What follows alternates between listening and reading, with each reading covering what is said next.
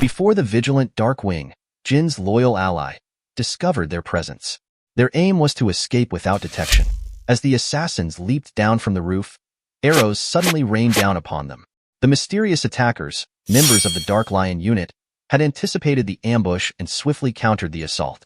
One of the ninjas, with a sword pressed against his neck, realized that their plan had been exposed. He knew he had to report this turn of events to their superiors without delay. Just as the ninja was about to speak, Wool, the third young lady, emerged onto the scene. The ninja found himself completely cornered, realizing that the second young master, Jin, had anticipated their attack. In a desperate attempt to salvage the situation, the ninja began to utter the words, "Honor to the Rahu." But before he could finish, Jin launched a surprise attack from behind, disrupting his words and swiftly neutralizing the threat.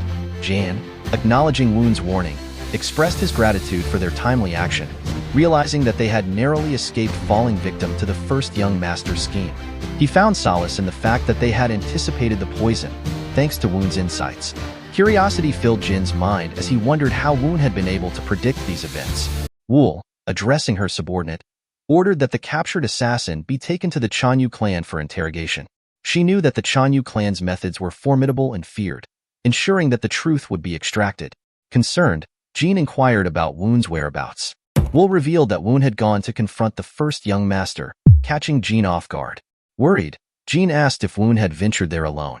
Wool began to explain, but the scene shifted to outside the GM's residence.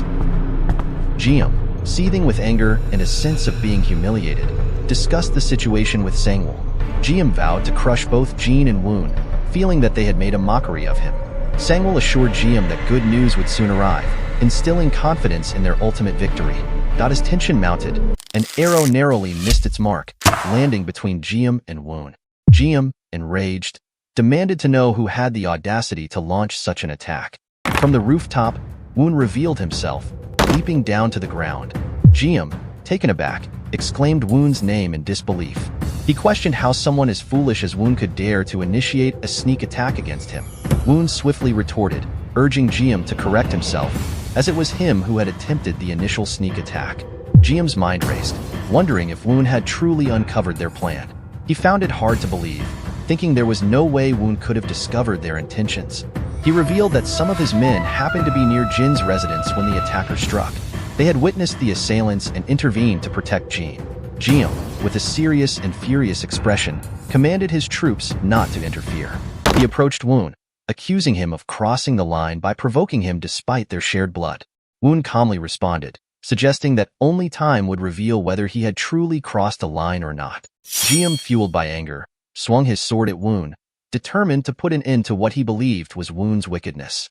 GM contemplated a sinister plan. Even if he were to get caught, he could kill Woon and frame him for his own crimes.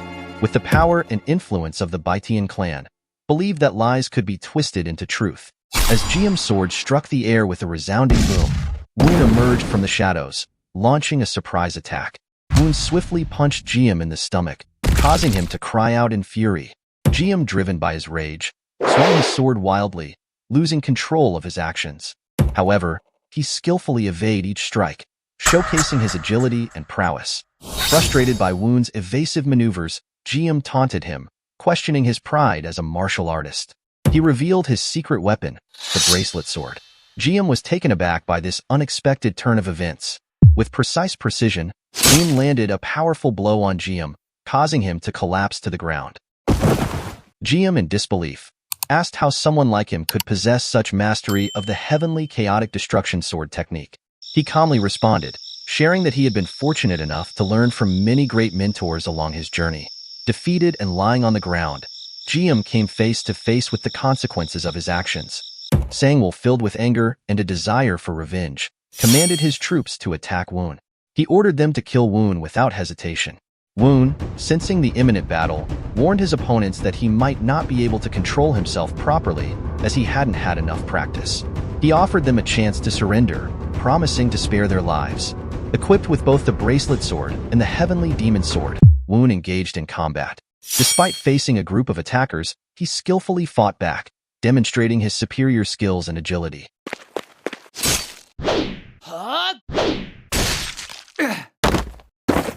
Sangwoo couldn't believe what he was witnessing.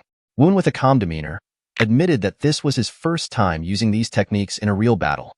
Nonetheless, he found them quite effective against lower-ranked foes. Sangwoo, still in shock, questioned Woon's identity, as it seemed inconceivable that the scandalous fourth young master could possess such formidable martial arts abilities.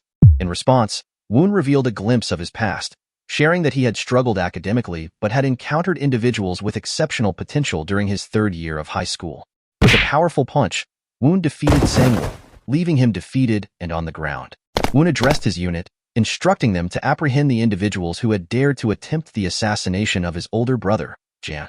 He also ordered the detention and sentencing of Jiam, the first young master, to be carried out by the cult leader. Xian, surprised by Woon's martial arts prowess, mentioned that he had heard rumors of Jiam's exceptional mastery in martial arts. Woon attributed his own improvement to a special medicine. He explained that his martial arts skills hadn't improved significantly, so he sought out and consumed 9-petal demonic pills to enhance his abilities. Xian, shocked, recognized the significance of the 9-petal demonic pill. It was a rare heavenly elixir that one would usually receive upon becoming a cult leader. Woon confirmed this, explaining that he had exchanged it for the heavenly demon artillery, a treasure associated with the origin of the heavenly demon. Perplexed, Xian questioned Woon's decision to exchange such a valuable treasure. Woon clarified that while the artillery held symbolic value, it didn't serve him much practical use. On the other hand, the elixir offered the potential to increase his inner chi beyond his limitations. Woon saw it as a win-win situation for himself and the clan leader. Xian, struggling to comprehend. Win-win-win? Suddenly, Jin arrived on the scene, concern etched on his face. He immediately addressed Woon, asking if he had been injured in any way. Woon assured Jin that he was unharmed. Woon couldn't help but question this unexpected display of care from Jin. In the original novel storyline, the attack by the first young master was supposed to occur several months later, and afterwards, Jin was meant to embark on a bloody rampage. However, with his intervention, it seemed that the course of events had been altered. He pondered how much further the storyline would deviate from its original path. As they rode in the carriage, Woon, Hu, and Zhang engaged in a conversation.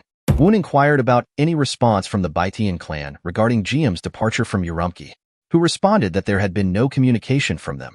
Woon realized that Jiam's departure would strengthen his alliance with Jin and Wool, who then expressed confusion, finding it difficult to understand Woon's motivations, as he had thought Woon wanted to defeat Jin and become the successor. Woon explained that simply claiming the role of successor did not guarantee victory. It was crucial to maintain personal power and influence. Zhang chimed in, emphasizing that the battle was far from over, and one must strive to maintain power equal to the second young master, who would eventually become the successor. Who questioned whether Woon had truly considered all these factors. Woon casually responded that this level of strategic thinking was nothing to him.